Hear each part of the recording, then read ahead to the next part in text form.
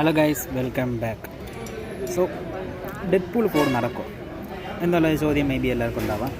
അപ്പോൾ റീസെൻ്റ്ലി നമ്മുടെ Rhine Reynolds ഒരു ഇൻ്റർവ്യൂവിൽ ഗജ്ജ ബജ്ജ ബിജ എന്നൊക്കെ പറഞ്ഞ് എന്തൊക്കെയോ ഒരുപാട് പറഞ്ഞു പോയി എന്ന് പറഞ്ഞാൽ ഡെഡ്പൂൾ റൈറ്റിംഗ് നടക്കാണ്. ആൻഡ് ഡെഡ്പൂൾ 4 ആൻഡ് അതൊരു എന്താ പറയുക, ഒരു ഡെഡ്പൂൾ യൂണിവേഴ്സായിട്ട് മാത്രമേ പോലും മാർവലിലേക്ക് മിങ്കിൾ ചെയ്യില്ല.